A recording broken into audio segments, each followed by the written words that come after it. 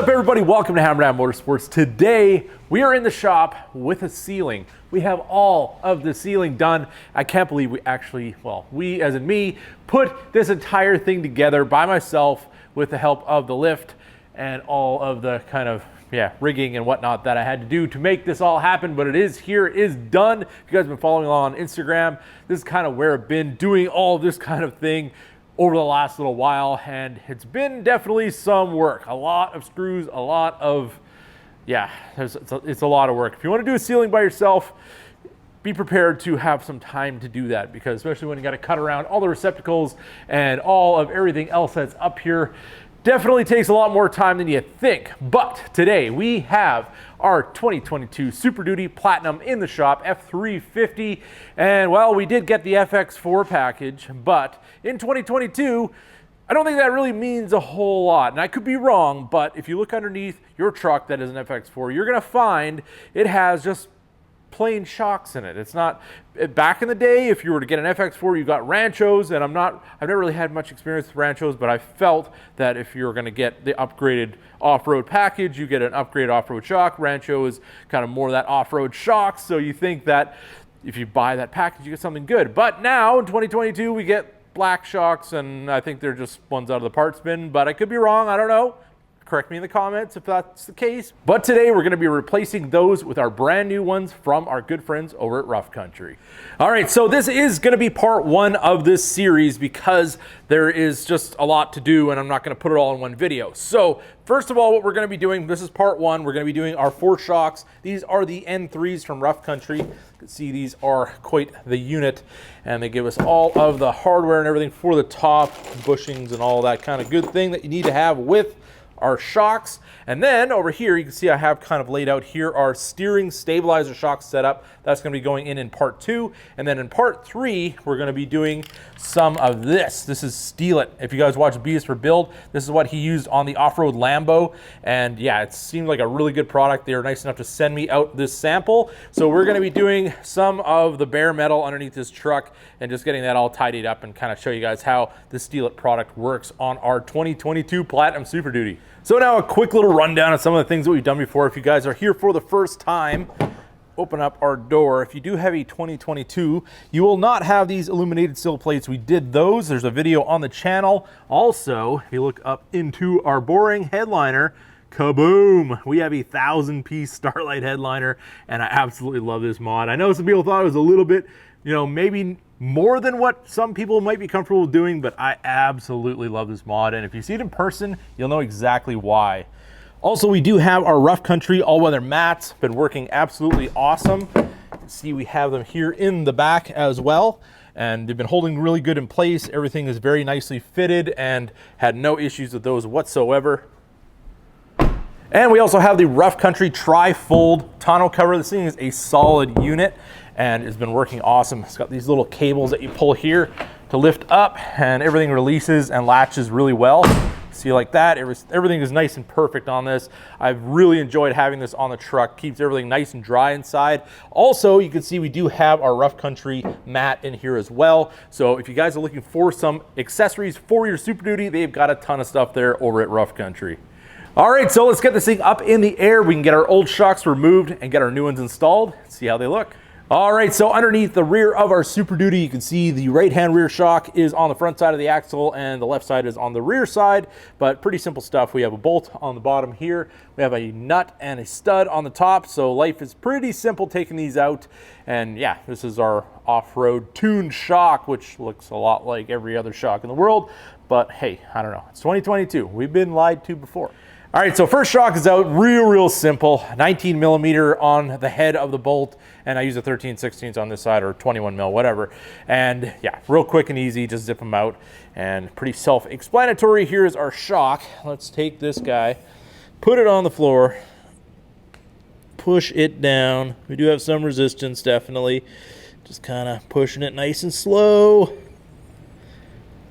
Get it down to there. Let that guy sit on the floor, and you can see it coming out pretty slow. Now, it is cold, but that's just kind of the performance of this shock, and just kind of illustrating that for you guys. Now over here, we do have our rough country one. It's banded. I'm gonna cut this off. We'll see how fast that guy comes out. And I might add, these are at the exact same temperature because these shocks were sitting in the same shop overnight. Look at that. So, I don't know about you, but I can say that the rough country one definitely has got a lot more jam than that thing does. Also at full extension, you can see how much longer the rough country one is. We do have a lot more travel in it. I would say you got a good 3 inches, maybe even more. But yeah, that's kind of what you're expecting side by side. And less than 5 minutes later, boom, we got our brand new shock installed. Everything looking really good. You do have the sleeve on the bottom, so this is the one that's gonna go on there. And then we have that little kind of tapered threaded rod up there, and that's where the one without the sleeve is gonna go. Tighten that guy up, and we are all set. And also a little discussion for comments here. Would you guys run a boot on these or not? I've heard both sides of the story that people say, you know, if you put a boot on here, you're gonna end up with dirt and everything staying inside and then taking out the seals eventually. Or should we run no boot, which is pretty much what I'm gonna do here, where you can risk, you know, nicking this and then tearing a seal. Also, there's just kind of, there's two different sides of the story on that one, and I don't know, what's your experience? What would you run on your truck, boot or no boot? So there we have it, our new N3s in the back of the Super Duty. See, it looks really, really nice. Now you can actually get a little bit of definition for your shock. And it's nice that it is that silver color. It's kind of like almost, we have this satin kind of finish on the back here for the platinum big belt buckle, and kind of makes it a little bit of an accent color as well. Even goes with our silver brake calipers, which maybe we'll paint one day, I don't know.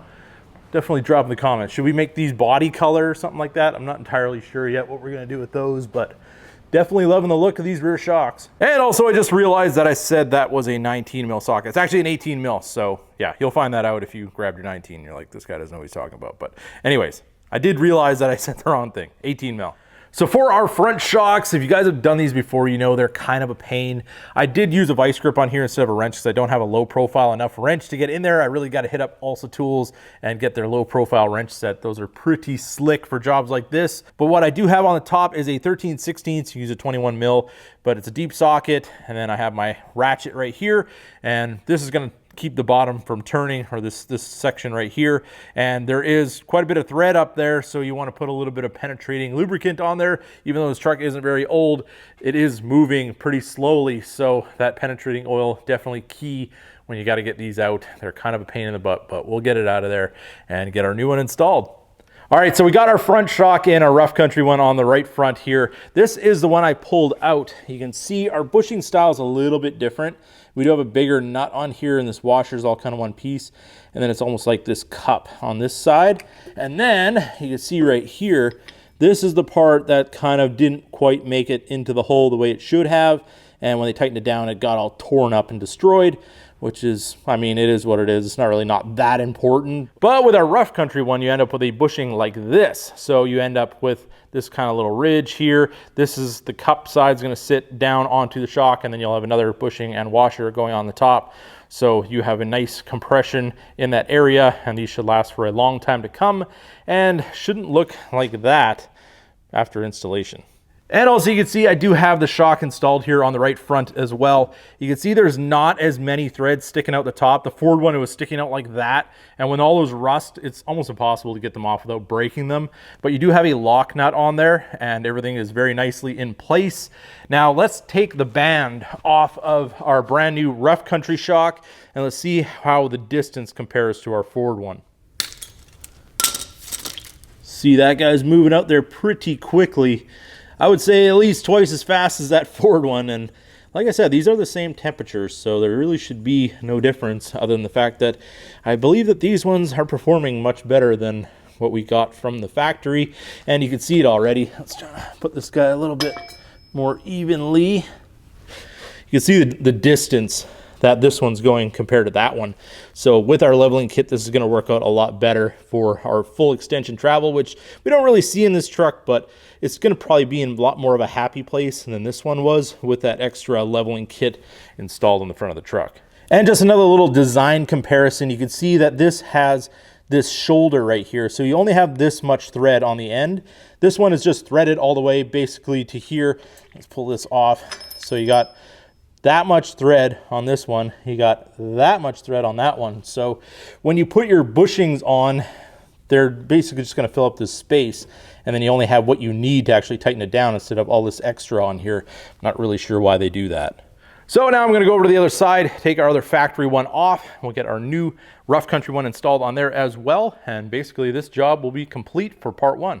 So there it is, everybody. We got our shocks installed on the Super Duty. Definitely excited to try these out on the road, see how the difference is compared to what the stock Ford ones were to what we have on here now. And as you guys saw, just kind of our test on the ground, these definitely seem to react a whole lot quicker than the Ford factory ones, and we're all disappointed that we didn't get, you know, an off-road shock from what I can tell. He's not a Rancho, so the past was better than the future. I hope that's not a sign of things to come. But anyways, we do have our new stuff on the truck. Very excited to try them out, and I definitely will be giving you guys some updates on these in the future. And if you guys want to grab some of these, definitely check out Rough Country's website. It will be in the description. Definitely a big thanks to Rough Country for setting us out this stuff. I can't wait to put on the front stabilizer shocks as well. It's gonna have to wait for part 2, and then part 3 we're gonna be fixing up the rust and all that kind of stuff on this truck, kind of showing you how rusty your truck is from brand new from Ford. So always a fun time here in the shop.